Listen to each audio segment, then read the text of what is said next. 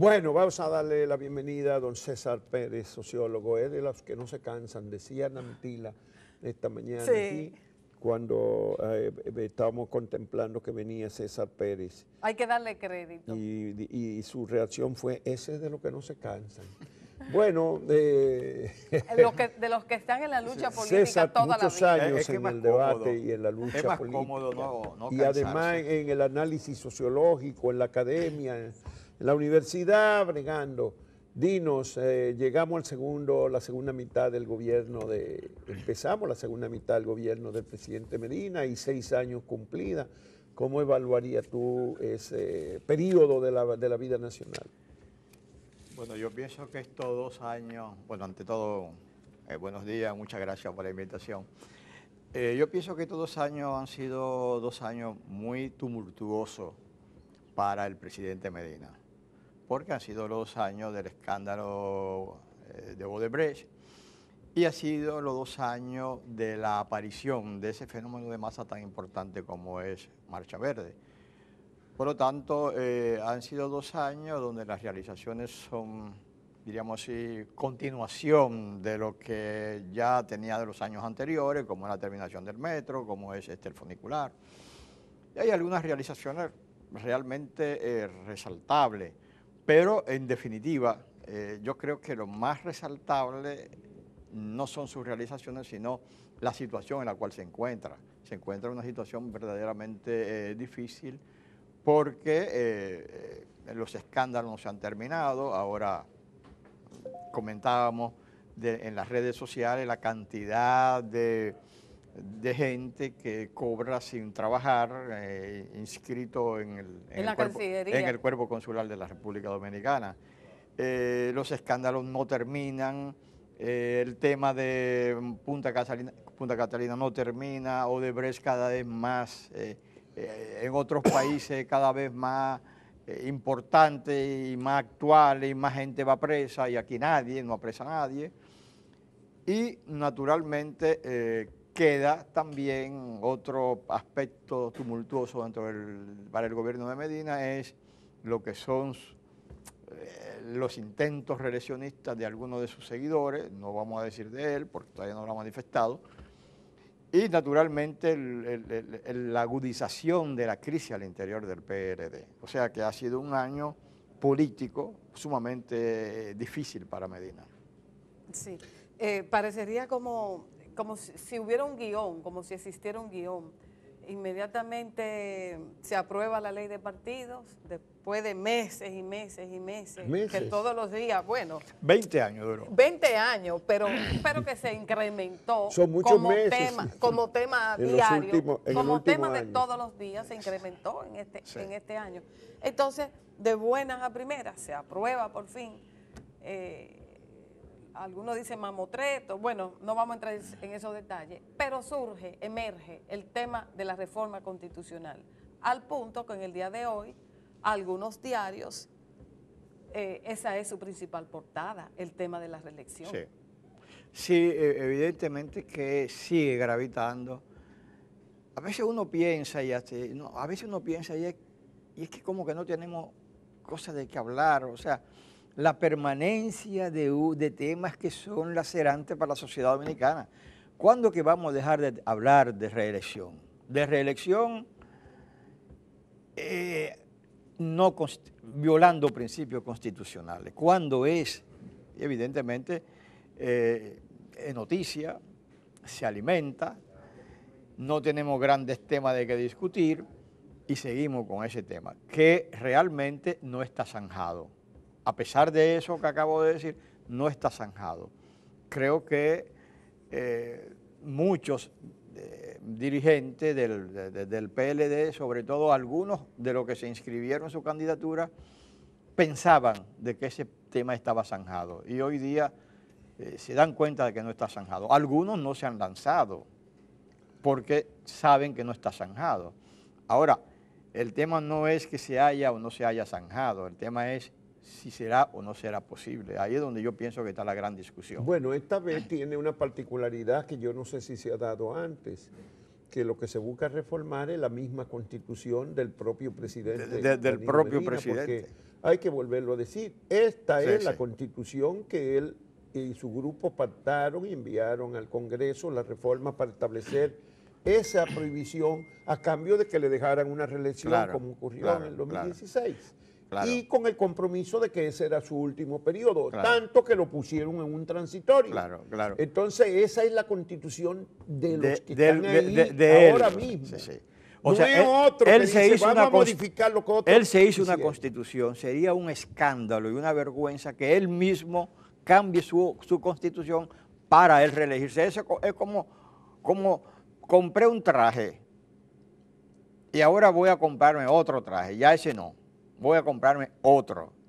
Eso es una barbaridad. Yo creo que eso es uno de los aspectos más escandalosos de este proceso de reelección, ese que tú señalas. Bueno, ¿no? pero habría también otro camino, que el que ahora se dice que se está acariciando la idea de que sea que el Tribunal Constitucional declare inconstitucional el transitorio de la Que sería otro escándalo, porque eso significaría de que por encima de la Constitución hay una institución.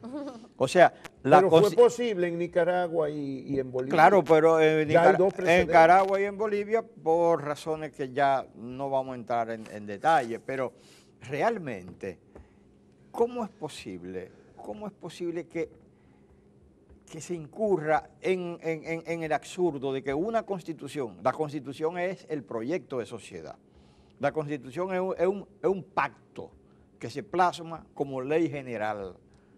Por encima de ese pacto no hay otro, no se puede pactar otra cosa. Entonces, por encima de la Constitución no puede establecerse una institución para normar lo que institucionaliza el país. O sea, lo que la carta que institucionaliza el país es la Constitución. Entonces, un tribunal por encima de la Constitución es un absurdo. En otras palabras, que 8 o 9 personas u 11 pueden estar por encima de la Asamblea de la Asamblea Constituyente que es de soberana. la O sea, sociedad. se supone que el soberano, el pueblo, elige a sus representantes, el Congreso, y que el Congreso legisla y hace un pacto, porque es un pacto que vale desde abajo hasta los representantes. Entonces, esos representantes se inventan otros representantes. ¿A quiénes representan esos representantes?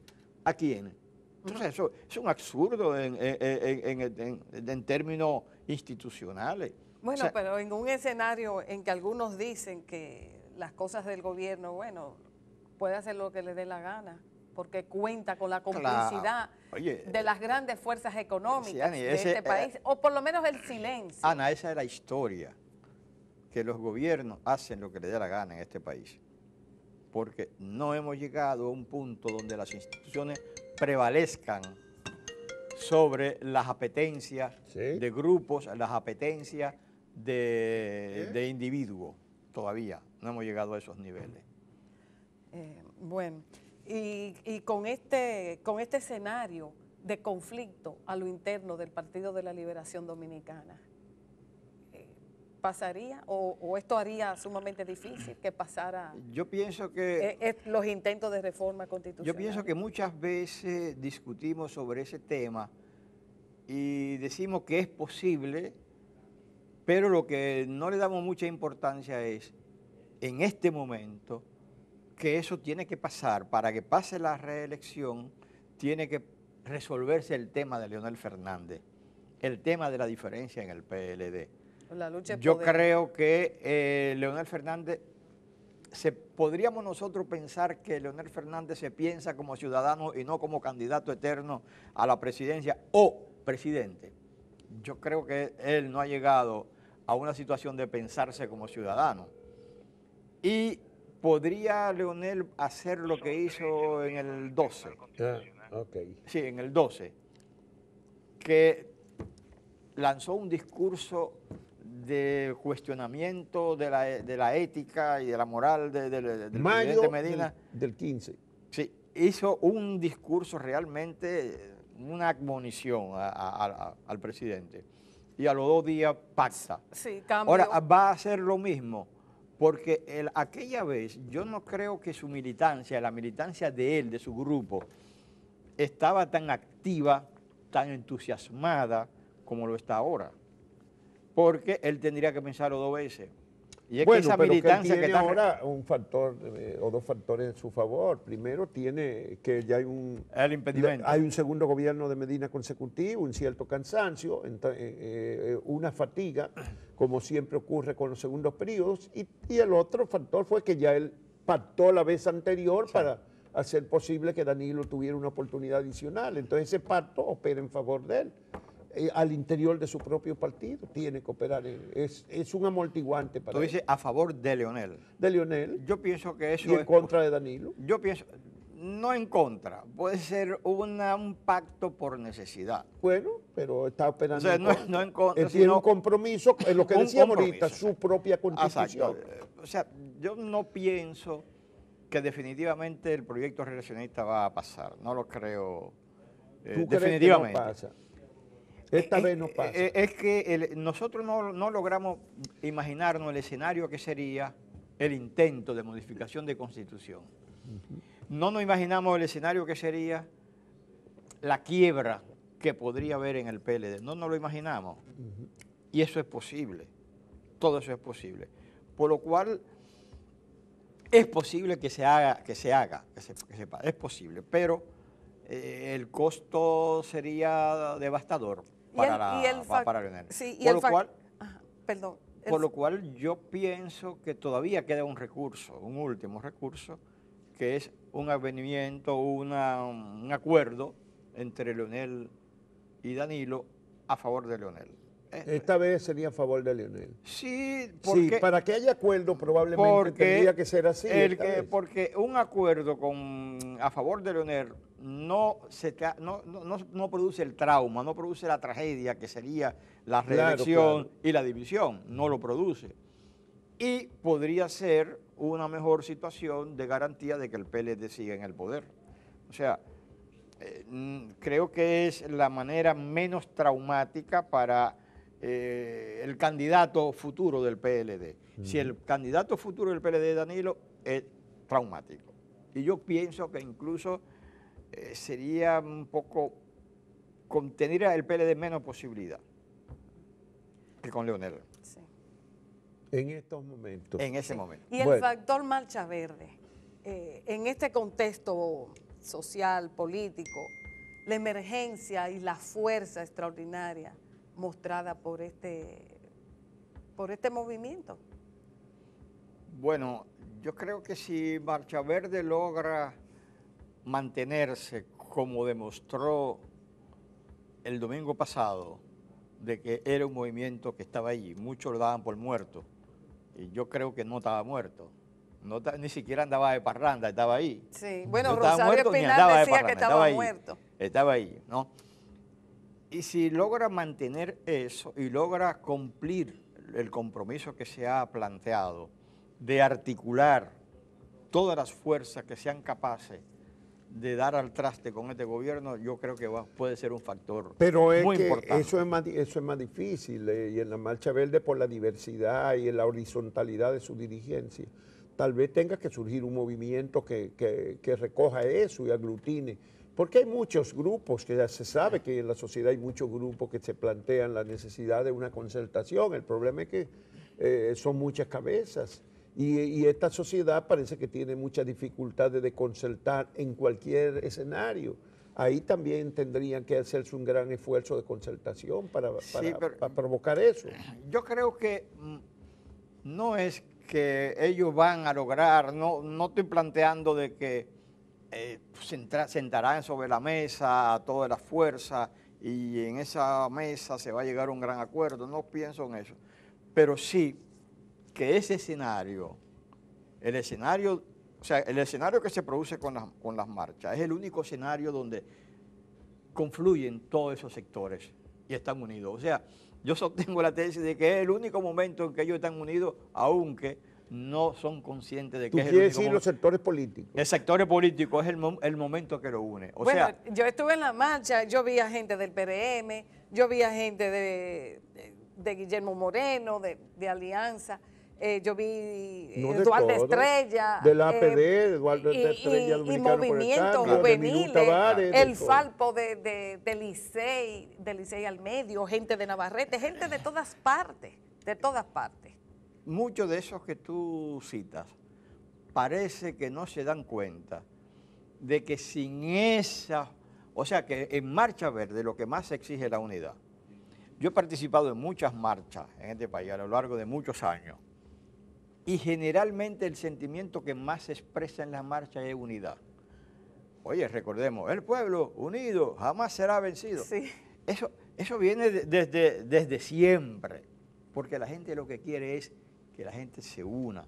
Ahora, lo que yo creo que ese escenario, eso que se produce, ese embrujo que se produce en Marcha Verde, es lo que puede hacer pensar a algunos de que el camino de la soledad no conduce a ningún sitio. Sí. El camino de la unidad sí puede conducir a que ese sentimiento de cambio se exprese. Bueno, la unidad en el ámbito político sufrió un tropiezo con la decisión del PRM y del Partido Reformista de abandonar o variar su posición en el bloque de 11 partidos, pues se dejó a 8 que publicaron un comunicado inconformes, aunque yo siento que ellos concluían llamando a reflexionar al PRM, lo cual quiere decir que no rompían definitivamente el vínculo que habían tenido desde poco antes de la última elección, habían tenido cierta concertación.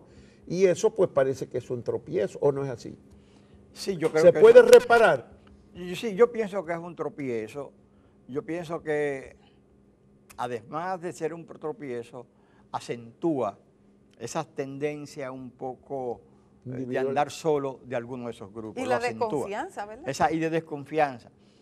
Sí, y ese gusto de andar solo, yo creo que eso, esa diferencia en torno a la ley de partido se acentúa. Ahora, yo no sé hasta qué punto ellos no son conscientes de que ese polo opositor no puede tener sentido si no se convierte en un polo electoral. Y aglutina no solamente a esos 8 que están ahí, sino a otras fuerzas que gravitan alrededor de Bueno, ellos. es que ellos temen que si hacen un frente, muchos de los partidos de menos militantes, digamos, emergentes o minoritarios, como le quieren llamar, que no van a trabajar simplemente para un cambio de gobierno, para que surja otro que haga lo mismo. Y no le falta cierto valor a esa consideración. Sí, yo creo que eso tiene su importancia, pero sería así en la medida los grupos emergentes, los grupos más pequeños, no se unen y fuerzan y obligan. Ellos mismos, sí, por lo menos. Sí, por lo menos ellos mismos, y obligan a una definición de un proyecto de gobierno que no sea lo mismo. Pero eso es indispensable. O sea, la unidad de los pequeños para imponer a los más grandes, o al más grande, porque grande nada más hay un solo, que es el PRM.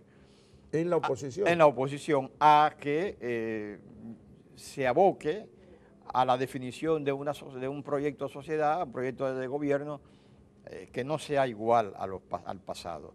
Y yo creo que por eso Marcha Verde es importante, porque Marcha Verde es un mensaje a que las cosas en los partidos no pueden seguir siendo como antes. Y que ese tipo de políticos de los partidos, sobre todo en los 2 principales, digo los 2 principales porque es ostensible. Yo no sé si no se produciría también en los pequeños ese tipo de políticos que del poder, del ejercicio del poder, hacen su vida, su negocio personal. No sé hasta qué punto ellos lo podrían mantener. Bueno, pero es posible, no sé, es posible levantar un proyecto que aglutine a esos partidos políticos. Por lo menos ellos, tú dices, lo que tú planteas es que por lo menos, por ejemplo, esos 8 que actúen como un bloque. Como un bloque. Que ellos pero sigan como un bloque actuando definido. como un bloque. Pero es que es muy difícil porque es muy disímil. O sea, también es disímil. Imagínate tú, un bloque donde está un grupo como el grupo de Vincho, eso es muy difícil que lleguen a ese acuerdo mínimo, muy difícil. no digo que es imposible, pero es muy difícil porque este grupo no es un grupo dado al respeto de lo que es la esencia de la democracia, que son valores esenciales, como respeto a la diversidad, respecto a la diversidad en todo sentido, no lo son. Entonces es difícil, pero es un grupo muy pequeño. Dentro de todos esos pequeños hay, lo que pasa es que son grupos extremadamente pequeños. El único grupo más o menos significativo es Alianza País, de eso. Después los otros son grupos en extremo pequeño, de muy poca capacidad. Entonces eso es un problema. Si fuese un poquito más fuerte, bueno, podría... esta Alianza por la Democracia, que ha tenido en algún momento una votación considerable para pequeños. Sí, pero lo tuvo, pero en una coyuntura que parece que ya se le pasó. Es una coyuntura de alianza con el Partido Mayor, con el PLD. Pasado esa alianza con el PLD, la constante es que en las últimas elecciones sacó una cantidad muy reducida. O sea... Karim Abunaba sacó más votos que la mayoría, que todos esos partidos. ¿Y ese ciudadano? ¿Quién es ese ciudadano? Yo sé quién es, pero ¿quién es? El que dice de que viene algo y se presenta como el príncipe Karim. El drama, el problema es difícil. Primero porque son muy pequeños y se cree y yo pienso que a veces se sobrevaloran. Eso es un problema, porque en la medida fuesen un poquito más significativos en términos de su cuerpo electoral, no que no lo sean, sería mucho más fácil esa alianza, porque es una cosa que no se medita mucho, la desproporción que hay. Y segundo, la realidad. O sea, tú no puedes tener la realidad es que el partido de ese polo, hay uno que tiene más de un 30% y ninguno llega a un 2%. Entonces, eso es difícil, lo cual no lo disminuye, no lo desvaloriza, pero en términos políticos, que eso es lo que quiero recalcar, le falta esa fuerza para ello imponer mayores condiciones. Bueno, en el Partido Mayor también hay sus dificultades, todavía hay, y puede ser que se pasen hasta octubre próximo en un debate si va a ser Hipólito o si va a ser Abinader el candidato, y eso no es un elemento prometedor porque dispersa las energías, la fuerza, la concentración de ese partido. Crea tensiones internas, condiciona posiciones. ¿Cómo tú ves que se dirima eso? Lo más importante es eso último que tú dices. Condiciona posiciones. Sí. Condiciona, limita, diríamos así, las posiciones, la firmeza de determinadas posiciones, lo limita. El factor Hipólito limita. Pero la diferencia es bastante acentuada. Y yo pienso que Hipólito, a pesar de todo, sería más generoso en admitir, en última instancia, como lo ha admitido en otros momentos, que la minoría. O sea, hay esa diferencia, hay esa tensión. Bueno, después de la votación. Claro, de las derrotas él lo ha admitido. De la derrota. En cada una de las derrotas electorales. 70-29. Claro, en toda una de las derrotas que él ha tenido, tanto en la pugna por la presidencia como al interior del PRM, la ha aceptado. Lo ha aceptado con generosidad. Sí, pero es que faltan todavía, ¿cuánto? ¿14 meses? Sí, pero yo pienso que esos meses corren, se mantienen. Por lo menos yo estoy seguro. ¿Cree que él se va a mantener de candidato aun cuando las encuestas lo andan poniendo muy bajito? Sí, pero más bajito que la otra vez. Sí, él puede concurrir como candidato igualmente, como concurrió la otra vez. O sea, la otra vez él tenía esa misma proporción, de 10 a 3. Tenía ¿sí? más. Entonces. De 10 a 3. No, era más o menos 10 a 3, como fue, 10 a 3 es lo que está. O sea, 100 a 30, eso es lo que está, más o menos. Uno 70 y otro 30, eso es que está. Y eso se va a mantener. Yo creo que es que las últimas dos encuestas Galo lo han colocado a 13, por cierto, ya no 29 como sacó la otra vez, menos de la mitad. Sí, pero vamos a ser generosos, 30, vamos a ser generosos, 30 a 100, a 70, ese que está. O sea, y él admitirá eso. Yo no creo que Hipólito Mejía va a ser tan insensato de él no reconocer eso. Bueno. Por lo cual, eso se mantiene como una tendencia, eso es cierto. Bueno, algunos, en lo que viene, algunos sectores sueñan con la emergencia de un nuevo liderazgo. ¿Eso es posible en este país tan fraccionado, fragmentado? Mira, ¿en cuál país es que están surgiendo nuevos liderazgos? ¿En cuál? A México. Bueno, pero López Obrador tenía muchos años siendo un líder que comenzó de abajo. O sea, las sociedades modernas no dan grandes liderazgos. Mira lo que está pasando en España. ¿Cuál es el gran líder que hay en España? Sí. Pedro Sánchez. Pero Pedro Sánchez es un líder modesto. O sea, no es líder carismático. Bueno, hay gente que cree que aquí lo que no tiene la oposición es un gran líder carismático, pero necesita un líder carismático el país, otro líder carismático. No, yo creo que un líder carismático en este país hace un daño. Otro líder carismático. Es que, primero, es difícil que surja, ¿no? Porque lo que tenemos que apostar es a líderes colectivos, como está diciendo la sociedad, como están diciendo los tiempos, líderes colectivos, líderes, personas con cualidades, por encima del promedio, rodeado con mucha gente, con cualidades por encima del promedio, que hagan que esta persona encarne una idea de sociedad, un proyecto de sociedad, que hay muchísimo. Hay muchísimos grupos que han diseñado proyectos de sociedad exquisitos, como este grupo, ¿cómo se llama ahora? Una coordinación por, ¿cómo se llama, Juan Bolívar, ese grupo? El grupo de reflexión social. No, el grupo, hay muchos grupos. Por lo tanto, yo creo que lo esencial es eso. Tenemos que quitarnos de la cabeza que los líderes carismáticos ya en este mundo no surgen. Difícilmente, la sociedad no lo da. Y cuando surgen bateando de FAO. Bateando de FAO. O ponchándose. O ponchándose. O ponchándose, sí. Bueno. Pues sí, líderes carismáticos no existe, ni esta sociedad lo va a dar.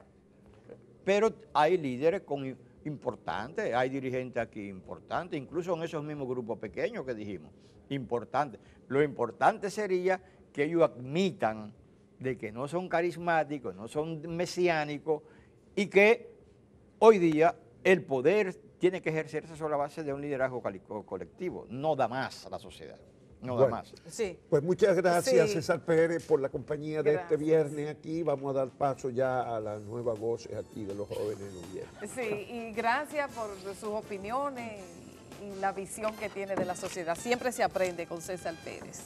Gracias. Gracias a ti, Ana. Gracias.